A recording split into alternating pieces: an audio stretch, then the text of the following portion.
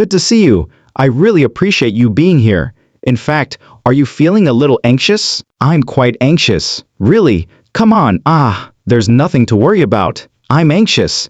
There's nothing to worry about. Why would you feel anxious? You know, you've been slandering me for 7 years. Lisa Marie Presley finally shared her darkest memories with the public at the age of 54. She put her son's remains on dry ice for 2 months after he committed suicide. Her most startling admission, however, wasn't that. She acknowledged that in order to function, she had to mix 80 painkiller tablets with cocaine each day. She almost died several times because to her addiction, the comas, heart failure, and seizures were all linked to a suffering that began decades before. Finally, the truth about what truly destroyed Elvis Presley's daughter came to light. On February 1968, Lisa Marie Presley was born in Memphis, Tennessee. She was born as Priscilla Presley and Elvis Presley's only child. She was the center of attention from the moment of her birth. Her mother was only 22 years old, and her father was the most well-known singer alive. Lisa Marie's inheritance wasn't all financial. A legacy was passed down to her. She became the only heir to Graceland after Elvis's death in 1977. The estate was valued at more than $100 million by the time she turned 25. The world would never forget her name, fame, and wealth. However, beneath the wealth lay a childhood of stress, bewilderment, and bereavement. She was surrounded by enchantment and music during her first few years at Graceland. She was loved by Elvis. He provided her with attention, toys, and horses. They went out for ice cream late at night and rode around the property together. His entire existence revolved around her. However, it was short-lived. Lisa's parents divorced when she was 4 years old in 1972. Every move was covered by the media. Her family's drama was transformed into public rumors by cameras and reporters. She was in a fairy tale one day. Her universe was divided in two the next moment. Lisa Marie started alternating between 2 residences following the divorce. She flew back to Memphis to see her father after staying with her mother in Los Angeles. There was no greater contrast between the 2 locations. She was in Hollywood with Priscilla, surrounded by celebrities and actors. She went back to the South with Elvis, where everything was familiar yet unsteady. She found herself torn between 2 worlds, 2 parents, and 2 life. She was unsure of her true place. She turned to music as an escape. She liked Elvis Presley's gentle tunes like Love Me Tender and Don't Cry Daddy, but she also admired his history. She also adored musicians like David Cassidy and Elton John. She was able to cope with her loneliness because to their melodies, her destiny was shaped by these early influences. The same emotional honesty and suffering would subsequently be present in her own songs, but none of it could shield her from what was about to happen. The continual flying back and forth, the public pressure, and the distance between her parents started to wear her down. Lisa would cry over the phone late at night. According to her mother's memoir, she was disoriented. Then came the most terrible time of her life. August 16, 1977 was a turning point. The age of Lisa Marie was 9. She discovered her father lying face down in his toilet while she was inside Graceland. There was no Elvis Presley. He was just 42. In a location she was never supposed to visit, Lisa discovered him dead and lying there. The door to the bathroom was always closed. However, when she entered that morning, she witnessed a scene she would never forget. Chaos broke out in the house. Paramedics arrived quickly. Lifting Elvis onto a stretcher required multiple men. Lisa tried to flee after him while screaming, desperate to be close to him. She kicked and struggled, despite adults holding her back. As they dragged him out, she never saw his face. Later, she claimed that while it was a minor relief not to see him in that state, the pain persisted. The sound of her grandfather's voice filled the house. "Your father is no longer with you. He is no longer there."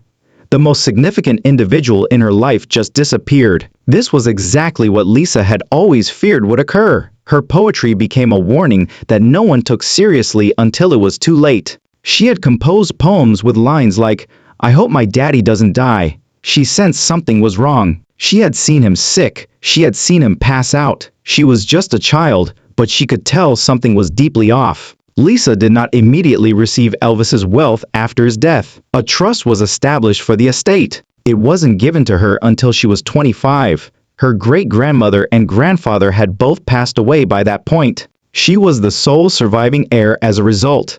The estate had expanded by the time she received the bequest in 1993. It was currently valued at about $100 million. She rose to become one of the nation's wealthiest young ladies. However, money couldn't make the anguish go away. Lisa was candid in her memoir, "My life, as I knew it, is completely over." The loss was more devastating than anyone could have predicted. She was grieving for more than simply her father. With a mother she didn't feel close to, she felt stuck. "He's dead, and now I'm stuck with her," she replied. She was so devastated by that one sentence. She had lost her youth. She knew that the one person who gave her a sense of security would never return. She needed to mature quickly, and she did. However, the scars persisted. Lisa Marie felt even more alienated in high school. She completely left school when she was 16 or 17 years old, in 1984 or 1985. She subsequently characterized this choice as the start of her period of self-destruction. Punk rock, misery, and narcotics soon took over her existence. From her room came the sounds of bands like the Sex Pistols and DVO. She used them to block off her grief and uncertainty about her true identity. Priscilla was the first to notice the changes. In the hopes that it would help, she enrolled Lisa Marie in a school run by Scientology. However, the spiral could not be stopped. Lisa Marie subsequently acknowledged that she was scarred for years by the drugs and her rebellious behavior. She resisted people's attempts to control her more and more. Lisa Marie started seeing a 23-year-old man when she was just 14. It was a relationship based on confusion and loneliness. She was looking for escape and love, but she was deceived instead of cared for. The man sold the compromising pictures he had surreptitiously taken of her. The destruction was extensive. This treachery devastated Lisa Marie, who was already at risk. She reached her breaking point as a result of the humiliation caused by the pictures. She attempted suicide that year by ingesting 20 Valium pills. She was just 14. Her mother's pressure, the anguish of losing her father, and now the disgrace in public all became too much. Everyone in her immediate vicinity eventually realized how much she was suffering as a result of her overdose. Lisa Marie continued to use drugs in 1985. When she turned 17, Priscilla took a risk. She enrolled her daughter in the Los Angeles Celebrity Center of Scientology. The facility didn't provide conventional rehabilitation. Rather, it made use of structure, peer mentoring, and Dianetics. At first, Lisa Marie resisted. She later acknowledged that she secluded herself in her room for the first 4 days while intoxicated. However, when she was asked to mentor another adolescent, something changed. She found purpose in that minor duty. It was the first indication of significant shift. In 1986, Lisa Marie officially committed herself to Scientology on her 18th birthday. She attributed her recovery from addiction to the church. She made it her new home. It provided her with a tribe and a means of self-repair. However, the cost was high. Scientology had a firm hold. It required complete control, loyalty, and secrecy. For many years, Lisa Marie remained with the church, even when she was surrounded by criticism and inquiries. She eventually renounced Scientology in 2013. She acknowledged that she had been duped and said it was excessive. Nevertheless, it was the only location in her life that had given her motivation to continue. In her devastating book, From Here to the Great Unknown, Lisa Marie Presley describes how she was abused beginning when she was just 10 years old. In the late 1970s, Priscilla was sexually abused by her mother, her boyfriend, Michael Edwards, an actor who had appeared in movies including Mommy Dearest and The Terminator. Lisa Marie, who was still in shock over the death of her father, Elvis Presley, was going through a difficult period. One night, she says, she woke up to discover Edwards on his knees, inappropriately caressing her beneath the sheets. She learned to wiggle to get him to leave, since he would stop if she moved. Years of trauma that painfully impacted her life began with this initial episode. It was not an isolated incident of abuse. At night, Edwards would frequently enter her bedroom, touch her, and occasionally spank her, leaving her with bruises. He would instruct her not to turn her head or look at him, which made her feel even more scared and confused as a child. The encounter was all the more terrible since she thought he was enjoying himself at these moments. Lisa Marie eventually worked up the nerve to inform her mother, presenting the bruises to Priscilla as evidence. but she didn't need the reaction. When Priscilla confronted Edwards, he offered feeble justifications, such as that he was intoxicated or, more startlingly, that 10-year-old Lisa Marie was making advances on him. Rather than taking decisive action, Priscilla set up a humiliating apology session in which Edwards sulked and defended himself while sitting on the bed. As a result, Lisa Marie carried a terrible burden of shame that no child should ever experience. Feeling unsafe and accused in her own household, not only was the abuse sexual, but it continued for years. A dining room chair was thrown at Lisa Marie by Edwards, who had a violent temper and struck her in the back. She felt alone and afraid, and living in what ought to have been a safe place turned into a nightmare. She suffered from ongoing terror and violation, which exacerbated her mental health issues later in life. Her early years were marred by Edwards's presence, which made it difficult for her to feel loved or safe. The way Edwards attempted to defend his behavior is arguably the most repulsive aspect of the narrative. When questioned, he said that this is how children are taught in Europe, as though his mistreatment constituted some perverse kind of schooling. He went to great lengths to avoid accountability, distorting reality to make his acts appear normal. As evidenced by this ludicrous justification, Lisa Marie wasn't the only victim of these lies. They abandoned her, leaving her alone to cope with the abuse and his deceptive remarks without adequate adult assistance. When Lisa Marie Presley married Danny Keough in 1988, she was just 20 years old. She had met him at the Church of Scientology's Celebrity Center. He was a quiet, gifted bassist, but he wasn't a celebrity. Even her mother, Priscilla, was not there at their very secret wedding. They decided to live a low-key existence away from the limelight that her father used to command. They had 2 kids shortly after. Benjamin was born in 1992 and Riley in 1989. Riley would later pursue a career in acting. As a silent echo of Elvis, Benjamin would bear the Presley name. It appeared that Lisa Marie was looking for normalcy. She had never felt so secure and at peace in her life as she did in that marriage. She started penning songs in those years. She didn't show anyone at first. She was afraid of what other people would think of her. She wasn't prepared for the comparisons that would accompany any musical endeavor because she was the daughter of Elvis. She once claimed that the burden of her father's legacy immobilized her. She continued to write in private though. Although her lyrics were brimming with unfiltered emotions, she kept them to herself, uncertain if they were good enough. Fame wasn't the point. She desired for her music to be authentic rather than something that was given to her simply because of her name. From 1988 to 1994, the marriage to Danny lasted for 6 years. He remained in her life even after they split up. He wasn't merely an ex-husband, he was someone she could trust, helped with her music, and helped her get through difficult times. However, Lisa Marie sought to discover who she was by the early 1990s. She was not yet her own person, but she had been a mother, a wife, and a daughter. The May 1994 divorce wasn't a bad one. It was just a watershed moment. She was prepared to leave the shadows and live her life as she saw fit. She started to take her music more seriously at that point. David Foster and Linda Thompson were among her friends who had faith in her. Linda was aware of the pressure Lisa Marie was experiencing because she had known Elvis.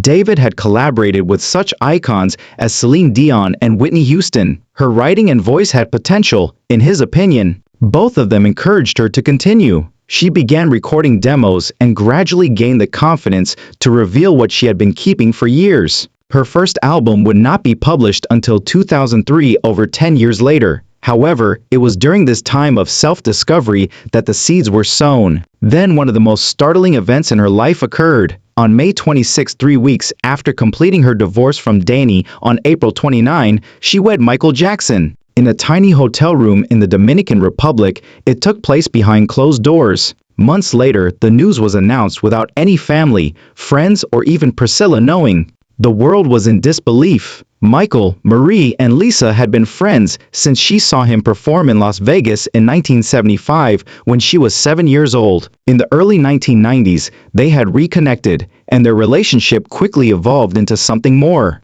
Michael relied heavily on Lisa Marie throughout the 1993 child abuse crisis. He called her all the time. He made a proposal during one of those calls. It was not romantic. There was only a passionate and urgent phone call, no big occasion. Later, she described the feeling as odd, even frantic. The timing, many thought, was no accident. According to media speculation, Michael viewed Lisa Marie as a means of improving his public persona. She did, however, say yes. They remained silent for over 3 months following the wedding. However, the story took off when the media learned about it. Everything was questioned. Was it authentic? Was it a show? Priscilla expressed her disgust openly. She thought the marriage was less about love and more about business. She even suspected that Lisa Marie's father's name was the reason Michael was attracted to her. Supporters were split. Some believed it to be real. Some believed it to be a deliberate action. Later on, Lisa Marie would reveal a shocking detail. When they first started dating, she said Michael informed her he was still a virgin. He claimed to have only flirted with Brooke Shield and kissed Tatum O'Neal. He asserted that the Madonna report was untrue. Lisa Marie was taken aback. She didn't know how to respond.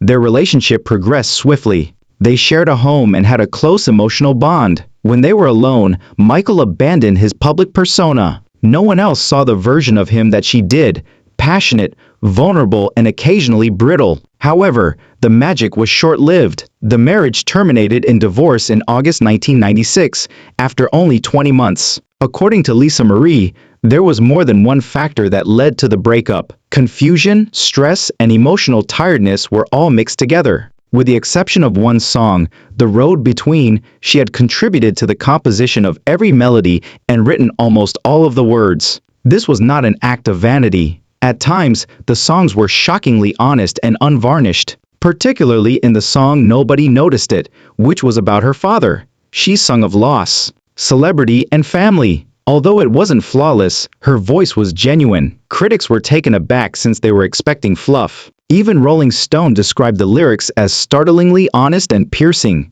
This was more than just Lisa Marie's first appearance. It was a proclamation. Lights Out, her debut hit, took off right away. The song peaked at number 16 in the UK and number 18 on the Billboard Hot Adult Top 40. It dealt with death, remembrance, and the oddity that she was not permitted to visit her father's tomb. The introspective tone and spooky atmosphere of the song struck a chord. On MTV, it was unique and resonated with a wide audience outside of the Elvis acolyte. The response from the UK in particular demonstrated that she had something genuine and deeper to contribute. With the exception of one song, The Road Between, she had contributed to the composition of every melody and written almost all of the words. This was not an act of vanity. At times, the songs were shockingly honest and unvarnished, particularly in the song Nobody Noticed It, which was about her father. She sung of loss, celebrity, and family. Although it wasn't flawless, her voice was genuine. Critics were taken aback since they were expecting fluff. Even Rolling Stone described the lyrics as startlingly honest and piercing.